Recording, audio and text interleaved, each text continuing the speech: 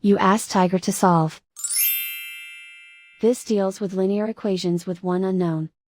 The final result is n equals 5. Let's solve it step by step. Simplify the expression. Simplify the arithmetic. Group all in terms on the left side of the equation. Subtract 4n from both sides. Group like terms. Simplify the arithmetic.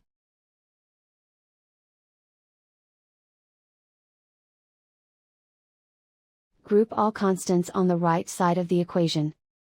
Subtract 5 from both sides. Simplify the arithmetic.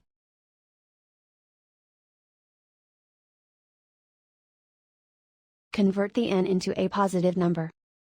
Multiply both sides by -1. Remove the ones.